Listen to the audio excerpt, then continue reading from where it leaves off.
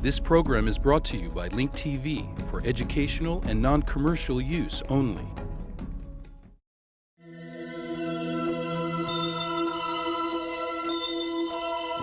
Mosaic, a daily news program from Link TV, presents a selection of news reports from independent and state-controlled broadcasters from throughout the Middle East.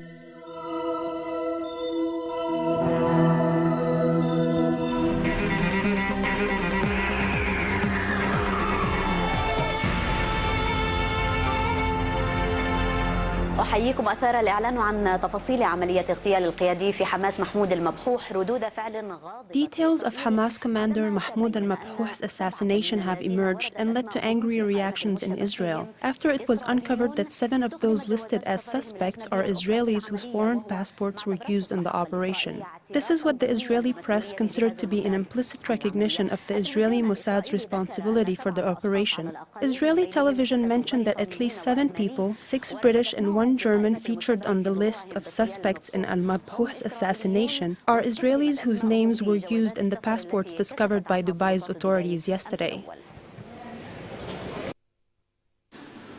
خلية مكشوفة، فشل وإحراج، ومثلها من الأوصاف الأخرى استعملتها. An exposed cell, failure and embarrassment, and other such headlines were used by the Israeli press to describe al-Mabhouh's assassination in Dubai. Ronen Bergman wrote today's editorial for the Yediot Ahronot newspaper and indicated that if it was the Mossad who executed the operation, the accomplishment goes to Dubai police for successfully linking the surveillance camera videos and other photos from 7 different points and placing them in the right chronological order while tracking cell phone calls made by the people photographed. He added that the operation was technically successful, but uncovered the Israeli agents and implicated Israel with European countries whose passports were used by the agents. وورطت إسرائيل أمام الدول الأوروبية التي استعمل العملاء جوازاتها. The cameras are only useful after the operation takes place. The cameras cannot stop an operation. صحيفة هآرتس تتحدث عن إسرائيليين استفاقوا فوجدوا أنفسهم قتلى. Haaretz newspaper talked about Israelis who woke up one morning and found themselves labeled as killers and wanted by the Dubai police. They say that they were surprised to find their names and personal information on the passports used by the perpetrators of al-Mabhouh's assassination. Amir Oren's editorial in Haaretz featured the headline, "Enormous question marks." He says that if Israel executed the operation, then its Prime Minister Benjamin Netanyahu should be worried today and recalling the attempted assassination of Khalid Mishal in Amman and should be ready to face a diplomatic crisis, not with Dubai, but with the countries whose passports were used by the perpetrators, such as Britain, Ireland, and France. Oren thinks that Netanyahu should think twice about reappointing Mossad chief Meir Dagan for an 8th year. بقرار تجديد تعيين رئيس الموساد مئير داغان للعام الثامن. The war on terror is a war that should be waged every day and everywhere. أما يوسي ميلمان في هآرتس الذي عنون مقاله. As for Haaretz's Yossi Melman, he titled his article, "This time again, Israel won't be affected." He said that this is a recurring method, which is the use of forged passports, and that once Israel is caught, it will have to apologize. However, in the future, it will be difficult, as many nations, and primarily Israel, will be using surveillance methods that reveal fingerprints, facial details, and iris recognition. At that point, forging an identity will no longer be possible. Rima Mustafa, Al Arabiya, Jerusalem.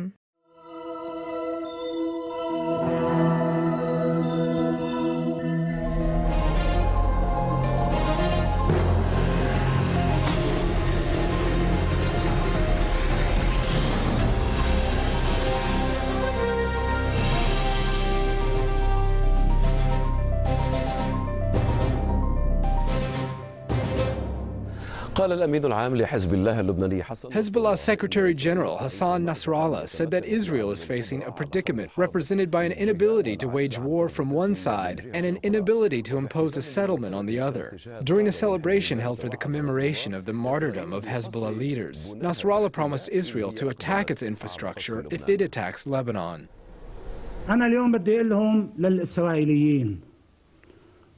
I would like to tell the Israelis today, it's not that if you hit Al-Dahya, we will hit Tel Aviv.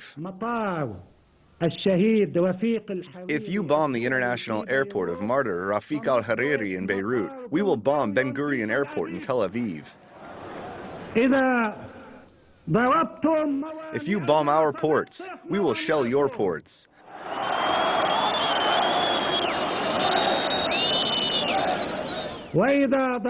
If you bomb our oil refineries, we will shell your oil refineries. If you shell our factories, we will shell your factories. If you shell our power plants, we will shell yours.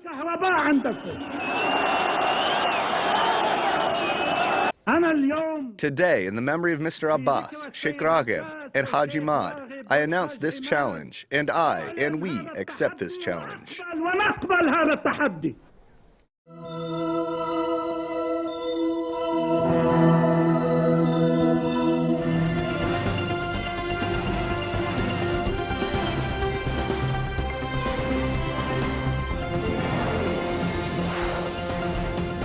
The lead story, the leader of Iran's Islamic Revolution says the Iranian nation will stand up to arrogant powers' domination over the world.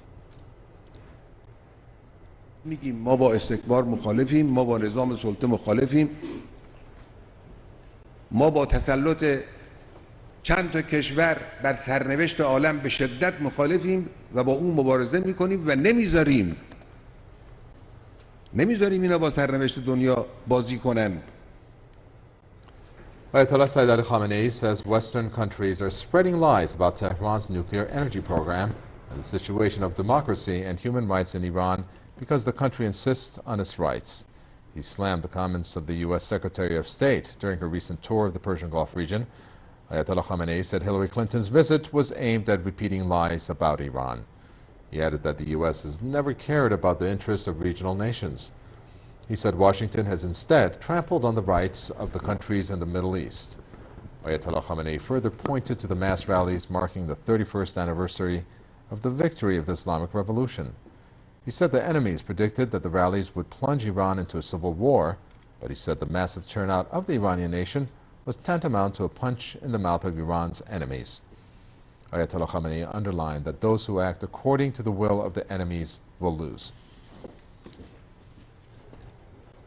Iran's President Mahmoud Ahmadinejad says the promotion of ties between Tehran and Ankara can benefit both countries as well as peace and security in the region. He made the remarks in a meeting with visiting Turkish Foreign Minister Ahmet Davutoglu. Ahmadinejad called relations between Iran and Turkey brotherly and expanding. He said Iran wants to strengthen its ties with Turkey based on goodwill. On his part, Ahmet Davutoglu said Iran has a leading and prominent position in the region. He added that Turkey considers its relations with Iran very important and wants to improve its cooperation with Tehran in all fields. He also called for faster implementation of bilateral projects and agreements. Iran says 5 foreigners have been detained on the sidelines of the country's February 11th demonstrations. Tehran's prosecutor Abbas Jafari Dolatabadi says 3 of the foreigners, including a French national, a Russian, and a Japanese reporter, were released after charges against them were dropped. However, another Russian and an Afghan national are still in detention. The Afghan national is accused of taking part in unauthorized demonstrations on February 11th, and the Russian is charged with illegal entry. Russia, France, and the United States have proposed that Iran go to the world market as an alternative source for its much-needed medical isotopes. Press TV has obtained a letter which showed the 3 countries telling the International Atomic Energy Agency that Iran can buy medical isotopes from international markets. This if Iran does not wish to accept the UN nuclear watchdog's proposal. All 3 countries wrote that they understand Iran's need for assurance that the IAEA proposal will be implemented. The nuclear watchdog's initial proposal called on Tehran to send 75% of its low-enriched uranium to Russia and France for enrichment before receiving a new fuel. But Iran says it is only ready to accept a simultaneous nuclear fuel swap.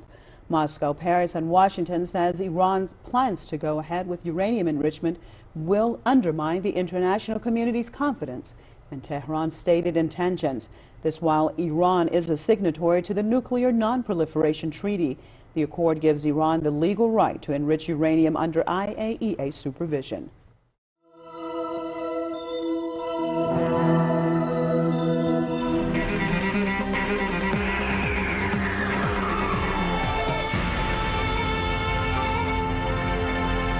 Russia has delayed the delivery of S-300 air defense missiles to Iran.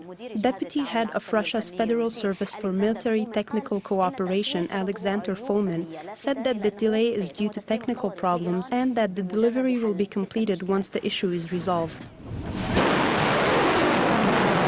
صفقة صواريخ S-300 الروسية إلى إيران. It seems that the S-300 arms deal to Iran has gone with the wind. Moscow said it has delayed the delivery of the advanced air defense missiles to Tehran due to technical difficulty in tracking the device, and that they are in the process of resolving it. الإعلان عن التأجيل يأتي غداة زيارة إلى روسيا قام بها رئيس الوزراء الإسرائيلي. The announcement of the delay comes a day after Israeli Prime Minister Benjamin Netanyahu visited Moscow in a bid to add new pressure on Iran. Netanyahu urged Russian officials to cancel the arms deal with Iran, which could use the missiles to defend its nuclear facilities against attacks. The U.S. also urged Moscow to rescind the S-300 arms deal with Tehran. صحيفتها أرتس الإسرائيلية أوضحت أن الرئيس الروسي ديمتري ميدفيديف The Israeli Haaretz newspaper reported that the Russian president, Dmitry Medvedev, has promised Netanyahu that Moscow will delay the delivery. Russia reiterated that its deal with Iran is still valid.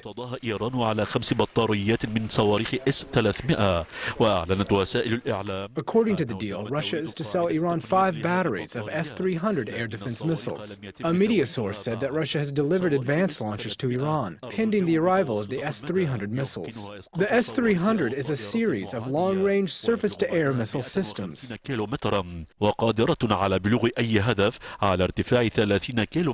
It was developed as a defense in the face of aircraft and cruise missiles. It has a range of 150 kilometers and is capable of intercepting targets below a 30-kilometer altitude.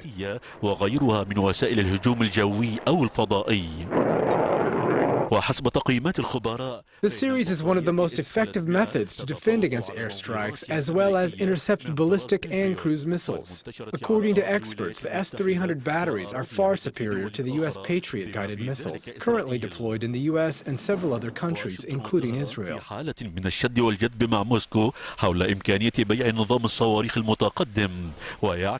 Washington and Tehran are reaching out to Moscow, each in its own way. Meanwhile, Russia is weighing the advantages and disadvantages associated with this arms deal, which may influence its relations with Iran, the U.S., and Israel. Khalid Al-Kashef, Al-Arabiya. العربية.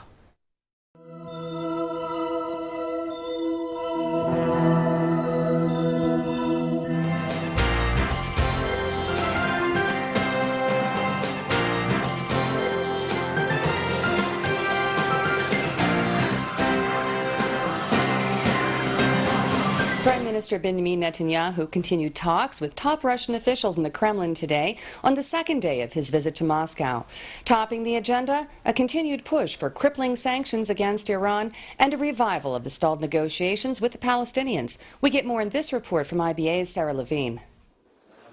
In his 4-hour meeting with Russian President Dmitry Medvedev, Israeli Prime Minister Benjamin Netanyahu reiterated his call for, quote, sanctions with teeth, saying that weak, watered-down sanctions would simply not do the job.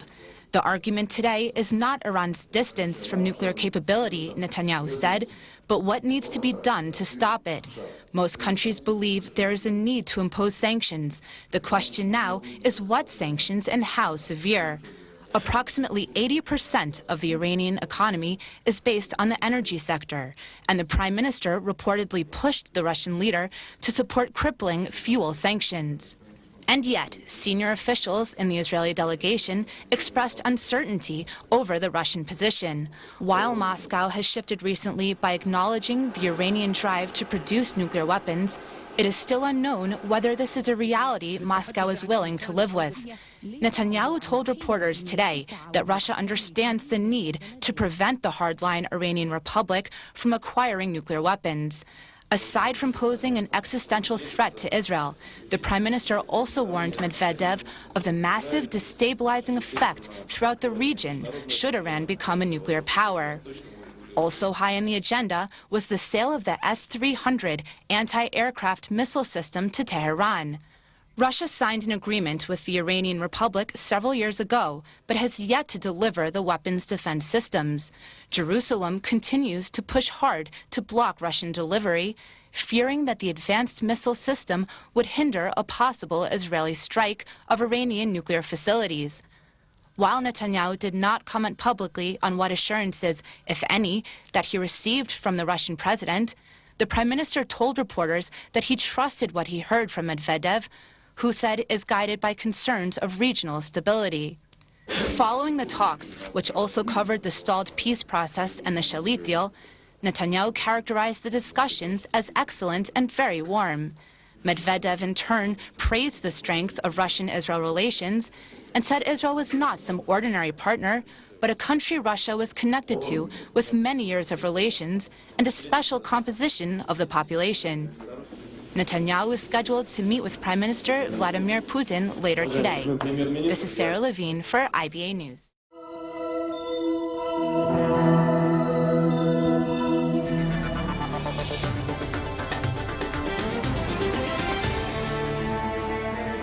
حذرت الولايات المتحدة الأمريكية من أن كافة الخيارات باتت. The U.S. administration warned that all options are available in dealing with Iran over its nuclear program. The tone set by threats and warnings has started to blare higher than the tone of diplomacy. The West elevated its threats against the Islamic Republic over its nuclear program. Iran maintains that its nuclear program is for civilian purposes. However, the West is not buying it. Iran found itself standing head-on against the Western alliance that seems to be raising the bar of defiance against the Islamic Republic. It seems that Western patience is running thin in regards to nuclear talks with Iran. The West said it's considering imposing stricter sanctions on Iran. The need to impose sanctions is due to Iranian practices in Mr. Ahmadinejad's speech. We are working on a new round of sanctions with the UN Security Council. The Europeans will approve the sanctions if deemed necessary. The Europeans are seeking to impose additional sanctions on Tehran if the latter fails to accept their offer. The West said that they are fed up with Iranian contradictory positions. Iran has accepted a Western proposal calling for the import of nuclear energy to Iran from abroad. By the same token, Iran said that its nuclear facility is capable of producing nuclear energy without any help from abroad. This is the root of the problem between Iran and the West, especially considering the latest warning of military action against the Islamic Republic. The West is not ruling out any options against Tehran in its attempt to prevent it from producing nuclear weapons. I wouldn't rule out anything. Our focus has been on the process of... I wouldn't rule out anything. Our focus has been on the process of engagement. The Iranians have ignored or rejected the negotiations in all phases. They are trying to show the world that their nuclear program is not for military purposes. Their failure to take responsible action will have dire consequences.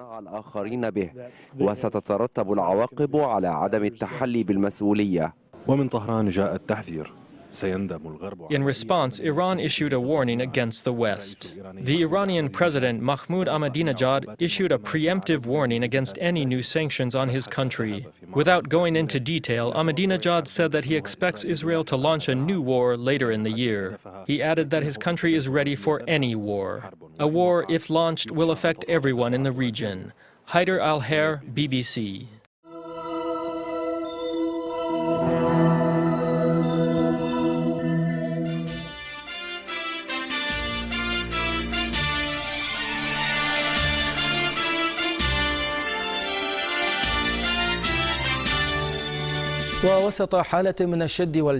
The Iraqi electoral campaign began amidst political tension. More than 6,000 candidates are participating in the campaign, competing for 325 seats in this second parliamentary ballot. A number of citizens said that some political parties hired employees who receive a daily payment to mediate between the voters and the candidates and offer monetary or other types of bribes. They said that, as usual, these bribes end up with fake promises that will not be delivered once the list of winners is announced. بينما يسود الشارع السياسي في العراق حالة من الشحن بلغت ذروتها على خلفية قرارات إقصاء. On the Iraqi streets, political tension has reached its peak. With certain candidates excluded, candidate political groups and coalitions officially started their campaigns for the parliamentary elections. The Independent Elections Commission postponed the campaign several days from its original date of February 7th in order to wait for the Anti-Discrimination Committee's decision on the list of candidates excluded from the elections. The Independent Elections Commission stipulated these conditions for all the campaigns: the usage of any religious symbols, governmental organizations, security centers, or religious venues inside the country is not allowed for promotional purposes. Posting posters on walls or using similar methods to promote the campaigns are also forbidden. But the competitors in the elections did not follow any of these rules. The campaigns were ongoing intensively even before the official start date. ما حدا بمفوضية الانتخابات تغريم. While the commission is fining more than 20 political groups 15 million Iraqi dinars for violating the commission's rules and starting their campaigns before the official date, promotional posters are spreading in Baghdad. Some of them use the so-called Arabiya delegation to promote their candidates. For example, the Reformist Party, headed by Ibrahim al-Jafari, set up signboards on most of the streets in the capital. The incumbent Prime Minister, Nouri al-Maliki, also violated the commission's rules. He only ordered the removal of his pictures in the murals dedicated to him from the streets and public places after they were torn off or burned in several Iraqi provinces, especially in Baghdad, Basra, and Ramadi. بعد تعرضها للتمزيق والحرق وخاصة في بغداد والبصرة والرمادي. Besides the verbal competition, a raging verbal war broke out early on among the candidates of different parties running in the elections. The candidates hurled accusations at one another and disclosed each other's political secrets before the campaign officially began. Members of these parties expect this campaign to witness many violations and a low level of ethics because of the exchange of accusations. Politicians said that some parties will use any method, legal or illegal, in their electoral campaigns, while deceit will be many candidates' weapon of choice. الوسائل المشروعة وغير المشروعة في حملاتها الانتخابية بينما ستكون الألاعيب سلاح الكثير من المرشحين. While some describe the elections as fatal and see them as a matter of life or death for the political parties, others stress that they may be the darkest elections in Iraq's history. They believe that these elections are based on the same foundations on which the former elections were conducted. They say that the essence of the political process has not changed and that it will get on the same path of exclusion and marginalization already adopted by the Accountability and Justice Commission. هيئة المساءلة والعدالة.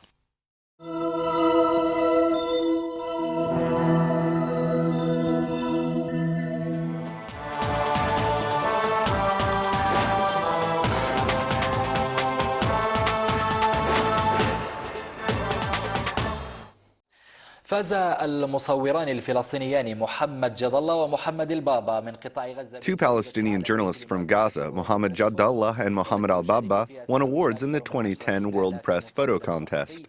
More than 10,000 photojournalists from all over the world participate in the contest annually. Mohammed al-Baba from Agence France Presse said that his winning picture captures white phosphorus bombs as they were falling on a school in Beit Lahia in northern Gaza during the war on Gaza. شاركت في 10 صور صحفية تمثل في مجموعة. I submitted 12 photos, mostly about the usage of white phosphorus. Everyone remembers the white phosphorus that was dropped during the war on Gaza. It fell on the homes of Beit Lahia on January 17, 2009. الإسرائيلي يقصف ويحرق البيوت وكذلك المدرسة بقنابل الفسفور. The Israeli enemy was shelling and burning homes. They also attacked a school with phosphorus bombs. I was at the school at the time and documented the event. Thank God we were able to win an international award which will serve the cause of the Palestinian people. من جانبه أكد محمد جدالله مصور وكالة رويترز أنه يفتخر. Journalist Mohammed Jadallah from Reuters said that he is proud for winning the second place in an international contest in photojournalism. His photos captured white phosphorus landing on residential homes during the war. طبعا أنا استقبلت خبر فوزي في جائزة الورد بريس فوتو بكل فخر وخاصة إنه. I'm very proud of winning the World Press Photo Award. Many journalists from around the world participated in the contest, and I was told this morning that I won an award. عدد كبير من المصورين في العالم وتم إخباري اليوم في الصباح إنه I'm also proud because the picture that won shows the white phosphorus used by the Israeli army during the war on Gaza. صورة عن الفوسفور الأبيض اللي استخدمها الجيش الإسرائيلي خلال الحرب على قطاع غزة. Thus, I was able to document the use of white phosphorus by Israel during the war on Gaza.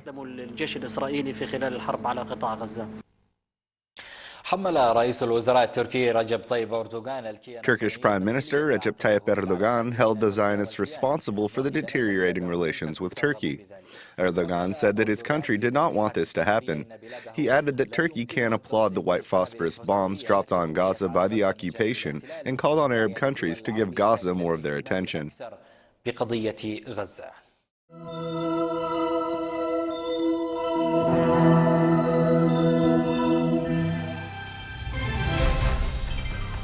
For a very long time, there has been speculation about the fate of King Tutankhamun, the teenage pharaoh whose Egyptian tomb yielded dazzling treasures.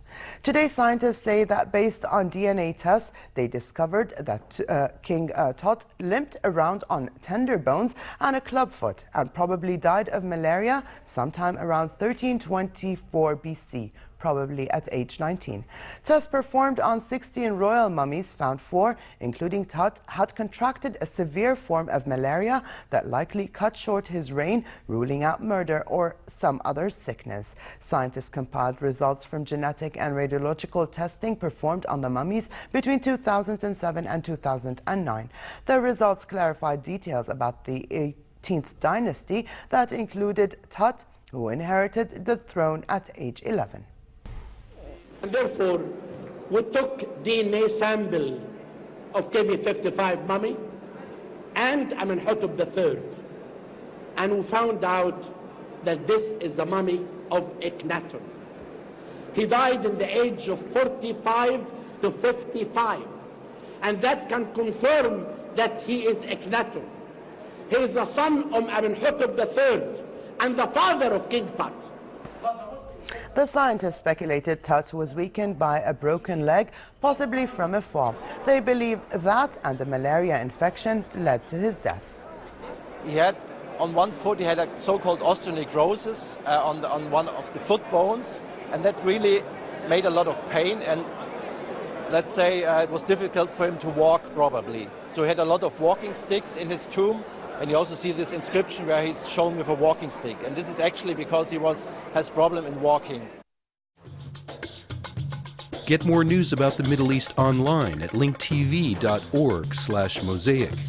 The Mosaic webpage offers a complete archive of Mosaic programs, program transcripts, the Mosaic video podcast, and the Mosaic Intelligence Report, a weekly analysis of the hottest stories from the Middle East.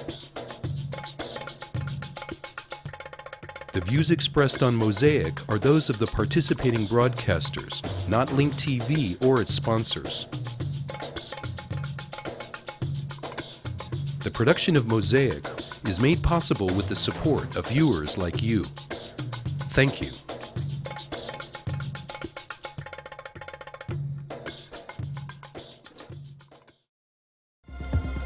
This program is brought to you by Link TV for educational and non-commercial use only. Link TV is the only U.S. network dedicated to global and national news, uncompromising documentaries, and diverse cultural programs, programs which connect you to the world.